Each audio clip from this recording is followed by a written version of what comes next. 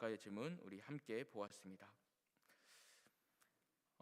저는 어릴 적 학창 시절 때 수학을 포기한 학생이었습니다.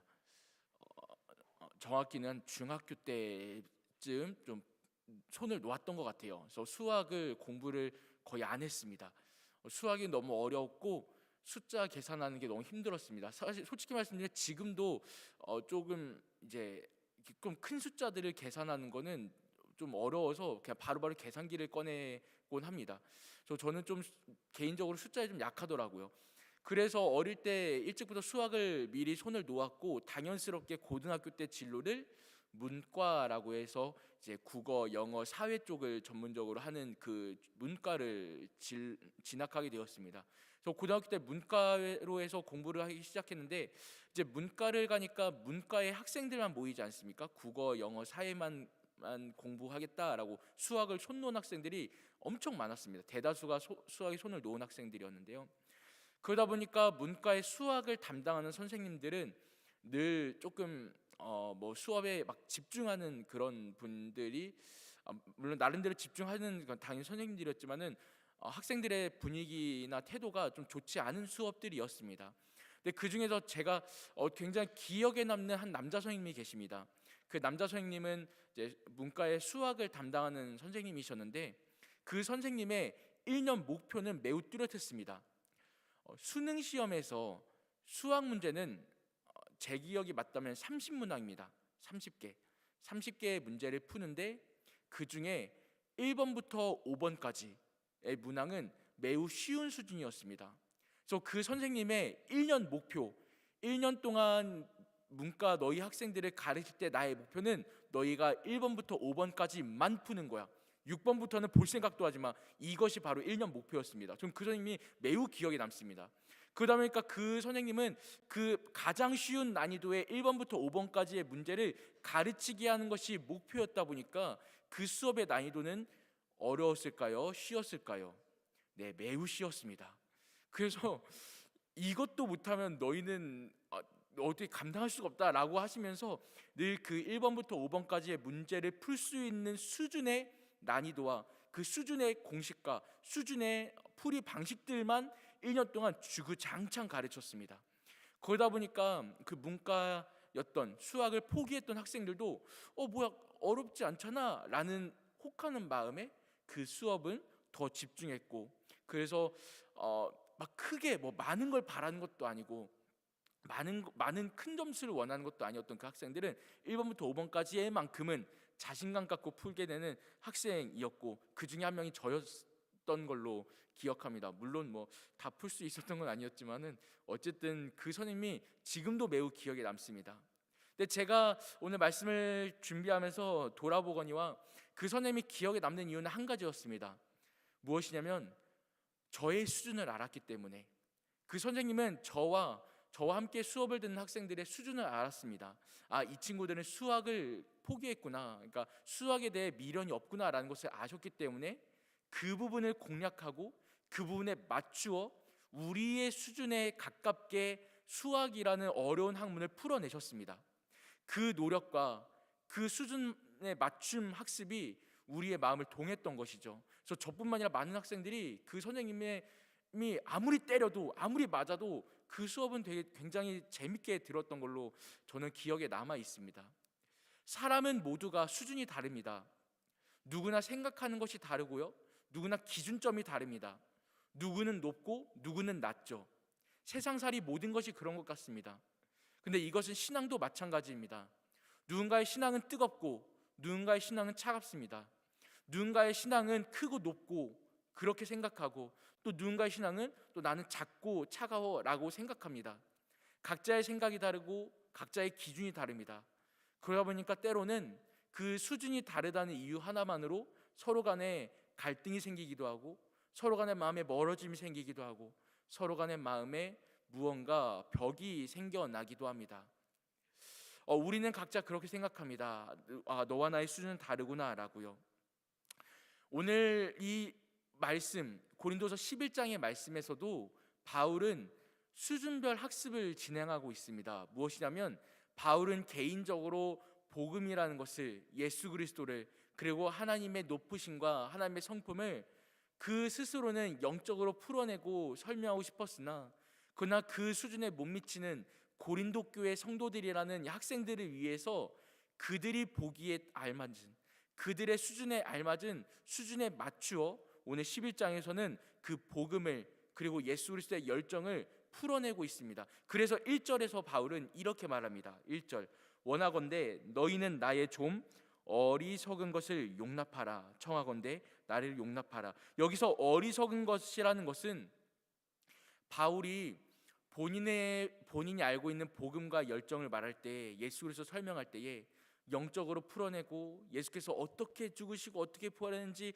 그것이 우리에게 어떤 효력을 갖는지, 어떻게 구원하셨는지, 그런 것들을 말하고 싶고 그런 것들을 편지로 기록하고 싶으나, 그러나 고린도 교회 성도들에게 지금 당장 필요한 것은 그런 영적 세계가 아니었습니다. 지금 당장 필요한 것은 지금 고린도 교회 안에 들어와 있는 거짓 선지자들, 그 거짓 사도들이 바울에 대하여 비방하고 있는 것, 바울을 깔아 뭉개고 있는 것, 그리고 바울보다 본인들이 더 훌륭하고 뛰어나다고, 그러니까 자신들에게 더 많은 돈을 내야 된다고, 그러니까 자신들이 얼마나 권력 있고 권위 있는지를 너희가 알아야 한다고 거짓말을 자꾸 일삼고 있는 그 거짓 사도들에 대하여서 바울이 해명하기를 원하는 어떤 복음, 그런 것도 당연히 좋고 필요하지만은 그보다 먼저 바울의 해명을 바라고 있는 고린도 교회 성도들의 그 수준에 맞춰서, 그들의 수준에 의해서 바울이 지금 그 거짓 사도들에 대하여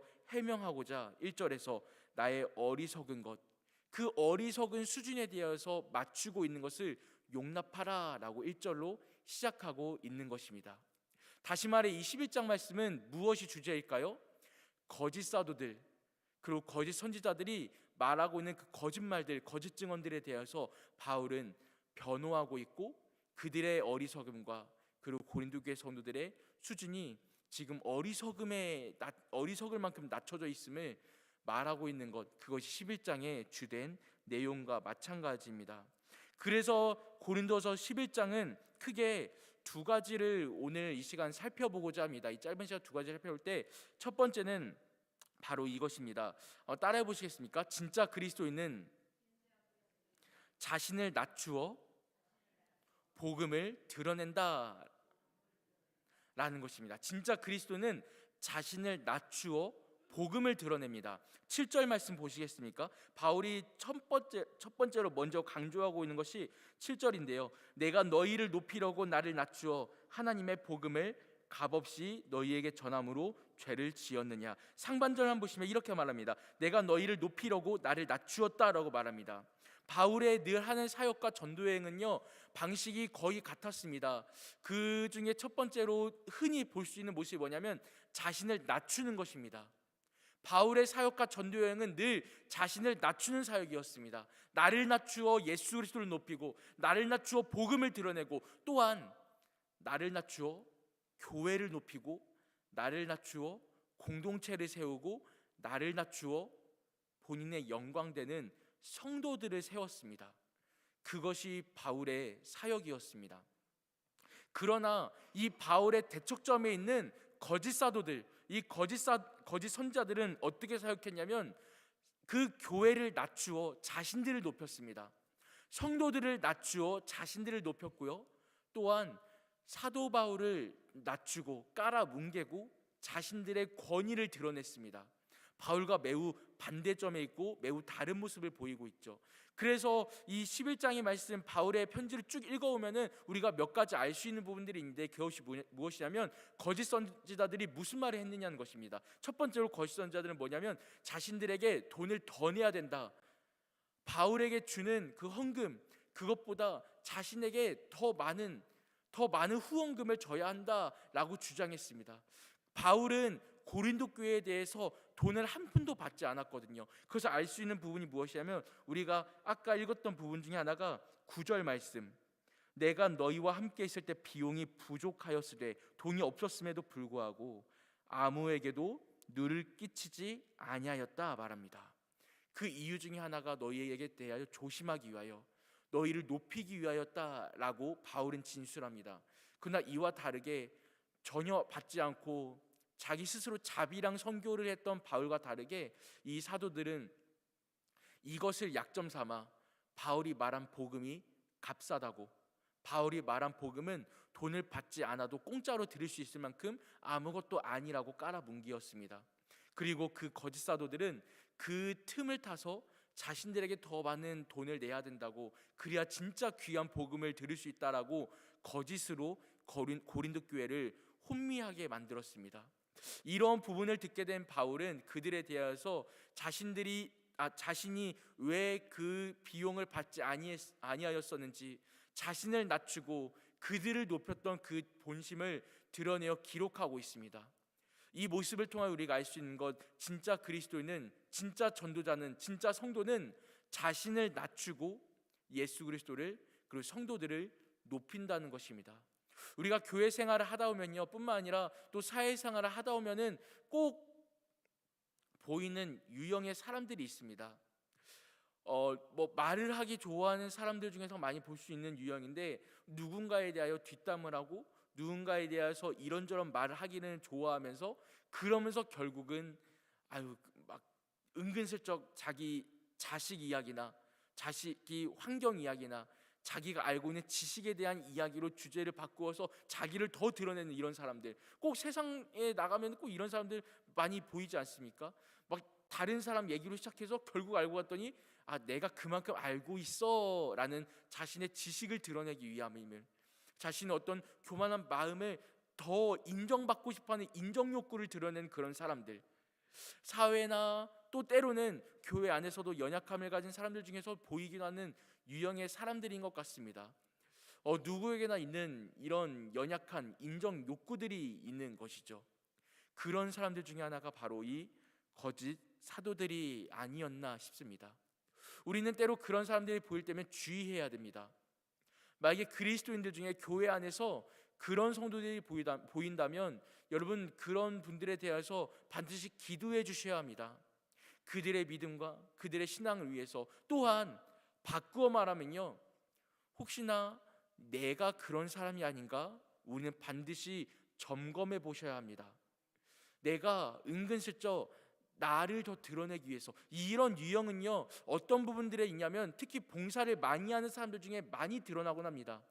뭔가 많이 할수록 뭐가 드러납니까? 나의 노력이 드러납니다. 뭔가 많이 맡을수록 뭐가 드러납니까? 나의 의로움이 드러납니다. 내가 이 교회를 위해서 내가 이만큼 했어 라는 것 자체가 나의 하나의 자랑거리가 되어집니다.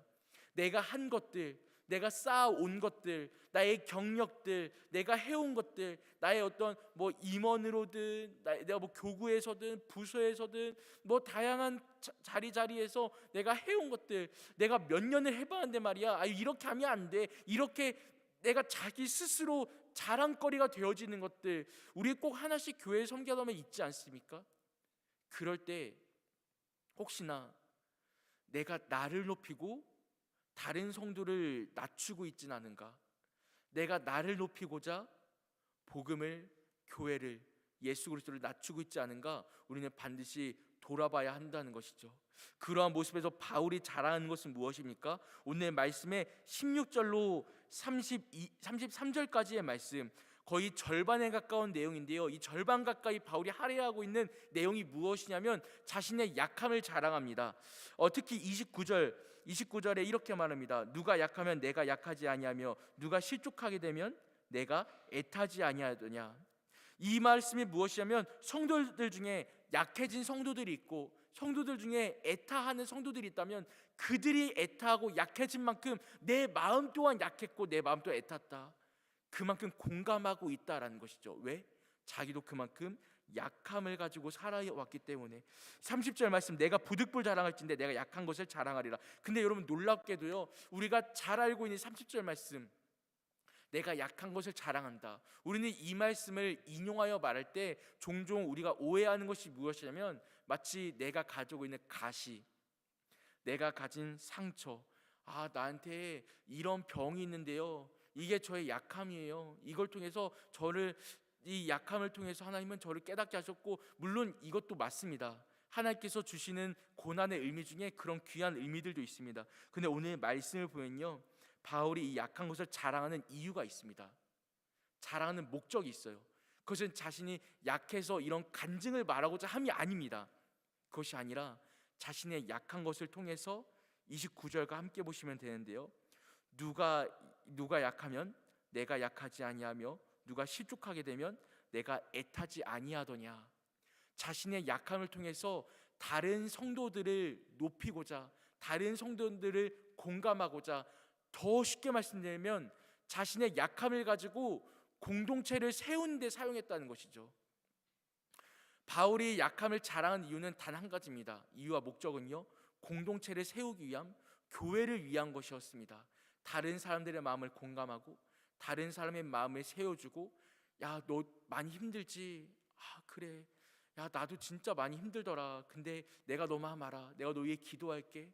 너는 나의 영광이고 너는 그러면 하나님의 자녀임을 꼭 기억하시길 바래. 이런 의미로서 다른 사람들의 마음을 더 회복시켜주고 다른 사람들을 더 높여주고자, 내가 더 낮아질지언정 내가 너를 높이겠다라는 심정으로 바울이 약함을 자랑하고 있는 것이죠. 여러분, 그러므로 진짜 그리스도인은요, 진짜 성도는 내가 낮아지고 다른 사람들을 높여줍니다. 내가 낮아지고 교회를 세워주고 내가 낮아지고 복음이 드러나게 합니다. 이것이 첫 번째로 살펴본 내용이고요. 두 번째, 우리 12절 보시겠습니까? 12절 보면은 바울이 이어서 또 어떻게 해왔는지 우리가 알 수 있는데요. 12절, 나는 내가 해온 그대로 앞으로도 하리니. 다시 보시겠습니까? 나는 내가 해온 그대로 앞으로도 하리니.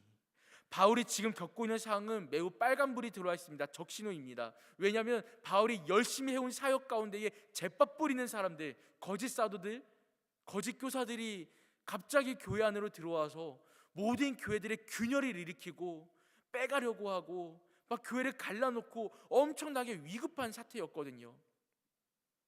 그럼에도 불구하고 바울은 어떻게 합니까? 내가 해온 것들을 그대로 하겠다 선포합니다. 아유, 막 지금 좀 위급하니까 우리 특별하게 뭘 해야 되지 않을까? 우리 특별하게 이렇게 해야 되지 않을까? 이런 뭐 특별 어떤 막 사역, 아니요, 바울은 그러지 않았습니다. 지금 자신이 하고 있는 것에 대해 얼마나 자신감이 있는지, 자신이 하고 있는 것이 복음 앞에서 얼마나 확증하고 있는지, 자신이 하고 있는 사역이 예수 그리스도 안에서 얼마나 확실한지를 이미 믿음으로 자기 스스로 시험하고 확증하고 있었기 때문에 바울은 자신이 지금 하고 있는 그 사역, 지금 하고 있는 전도, 지금 하고 있는 이 사역을 계속하겠다라고 말합니다. 이것은 곧 바울의 자신감이었으며 그것은 곧 바울이 지금 믿고 있는 예수 그리스도에 대한 최선이었습니다. 진짜 그리스도인은요, 이를 통해 알 수 있는 것, 진짜 그리스도인은 자신이 하고 있는 사역을 꿋꿋하게 해나갑니다. 제가 참 이런 표현을, 왜냐하면 제가 겪은 일이 아니기 때문에 이런 표현해도 될지 모르겠지만 우리 교회도 이 고린도 교회와 비슷한 일들을 겪었던 것으로 저는 익히대로 알고 있습니다.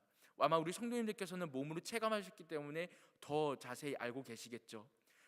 누군가가 이렇게 교회에 많은 균열들을 일으키고 이런저런 이야기들을 해오고 이런 참 마음 아픈 이야기들, 그렇게 역사를 써내려온 우리 부산 영락교회 이야기들, 참 그럼에도 저는 늘 대단하다 느꼈던 것은 그럼에도 꿋꿋하게 버텨냈던 성도들과 동시에 또 그럼에도 꿋꿋하게 이끌어갔던 또 리더의 자리에 있는 우리 다임 목사님의 모습들, 참 이런 이야기들을 보면은 야, 내가 만약에 그 자리였다면 어떻게 했을까, 참 답이 없는 상황이었겠다, 진짜 마음이 애탔겠다라는 생각들을 종종 해보곤 하게 되었던 것 같습니다. 참 이 고린도서 11장의 말씀을 보면서 아무래도 우리 교회의 모습이 조금 비슷하게 보이는 모습이 있지 않나 싶기도 하죠. 참 그러한 모습처럼, 또 이 11장에서 보이는 모습처럼, 또 그때 그런 역사 속에 그럼에도 써내려가고 있는, 그럼에도 이전 영광보다 더 큰 영광을 보고 있는 지금 우리 교회의 모습처럼요, 진짜 그리스도인은요, 지금 하고 있는 사역을, 지금 하고 있는 믿음의 사역들을, 봉사들을 꿋꿋하게 계속 해나갑니다. 때로는 벽이 생길지라도, 때로는 나에 대해 음해하는 말들이 있을지라도, 때로는 나를 쓰러뜨리는 무리들이 생길지라도, 여러분 그럼에도 불구하고 여러분 넘어지지 마십시오. 아니요, 넘어질지라도, 내가 낮아질지라도 또한 남을 세우는 사역, 교회를 세우는 사역은 계속 해나가십시오. 그것이 바울이 했던 사역이고 그것이 바로 진짜 그리스도인들이 해야 하는 오늘날의 사명이기도 합니다. 말씀을 정리하겠습니다. 오늘 고린도후서 11장을 통해 우리가 두 가지 바울의 모습을 보았는데요. 첫 번째, 바울은 자신을 낮추며 남을 세웠고 자신을 낮추며 교회를 세우며 복음을 세웠습니다. 오늘 하루 살아갈 때에 누구를 만나시든지 간에 때로는 내 마음이 애타고 내 마음이 약해지고 나도 몰랐던 나의 약점이 드러나게 되는 순간이 될지라도 여러분 기억하십시오. 때로는 내가 낮아지더라도 남을 세워야 하는 때가 있습니다. 그 때를 아는 것은 성경에선 지혜라 말하고, 또 하나님께서는 그 지혜를 주신 것은 우리가 그 은사를 따라 사명을 따라 행하기를 원하시기 때문에 그 지혜를 주셨겠지요. 그러므로 여러분 그 때를 알아 주님 지혜를 주시고, 또 그 때를 알아 내가 낮아지더라도 남을 세울 수 있는 담대함을 허락하여 주옵소서. 우리 이러한 기도로 나아갈 수 있기를 간절히 소망합니다. 두 번째 자세 뭐였죠? 두 번째 자세, 진짜 그리스도인은 꿋꿋하게 계속 해나가는 것입니다. 오늘 말씀처럼 바울은 이 어려운 상황 속에도 계속 전도 여행을 계속 사역을 해나갔던 것처럼 오늘 하루 어떤 일을 만나시든지 간에 참 어려운 일을 만나고 원수를 만나고 힘든 일을 만날지라도 영적 전쟁을 만날지라도 그럼에도 불구하고 더 해나가시고 꿋꿋하게 이겨내시고 버텨내시고 그렇게 하나님의 나라를 확장시켜 나가고 이뤄나가는 모든 성도님 되시기를 간절히 축복합니다. 기도하겠습니다. 살아계신 하나님 참 감사합니다. 오늘 말씀 속에서 그리스도인의 모습을 우리가 다시 한번 살펴보게 하시니 참으로 감사합니다. 참 어려운 일을 만났습니다. 바울의 사역들을 보면은 이것이 사람이 할 수 있는 일인가, 사람이 감당할 수 있는 일인가 싶을 정도로 이 고린도서 11장은 참 어려운 이야기들이 계속하여 진술되어지고 있습니다. 하나님, 그럼에도 불구하고 이러한 모습 가운데 우리가 알 수 있는 것은 진짜 그리스도인의 모습이었습니다. 진짜 그리스도인, 하나님께서 바라시는 그 선택하신 자가 자신을 낮추어 예수님을 높여내고 자신을 낮추어 성도들과 교회를 높여냈던 모습처럼, 그리고 어려운 상황 속에도 꿋꿋하게 맡겨진 사명과 소명감을 이루어가는 모습처럼 오늘 이 자리에 모인 또 온라인으로 예배하고 있는 모든 성도들 한 명 한 명에게도 주님의 믿음과 지혜와 담대함을 허락하여 주셔서 오늘 하루 있는 모든 사역 가운데도, 오늘 하루 있을 모든 만남 가운데도 꿋꿋하게 우리가 맡은 사역을 해나가게 하시고, 또 꿋꿋하게 나를 낮추며 예수 그리스도를 드러내는 사역을 해나가게 하시고, 또 이제 새롭게 다가오는 2월 한 달 가운데도 어려운 일을 만날지라도 지혜와 담대함으로 이겨낼 수 있는 그 놀라운 역사와 힘이, 능력이 우리에게 더해질 수 있도록 주님 성령께서 함께하여 주시옵소서. 또한 이러한 믿음으로 주 앞에 드리는 예물들이 있습니다. 모든 감사와 일천번제 예물들, 주 앞에 작정된 모든 기도의 제목들 주님 흠양하시옵고 응답하여 주시옵고 주님께서 놀라운 역사하심으로 보여줄 것을 믿사오니 그 믿음 따라 체험하는 놀라운 하루 될 수 있도록 함께하여 주옵소서. 오늘도 함께하시는 믿사오며 살아계신 예수님의 이름으로 기도합니다. 아멘.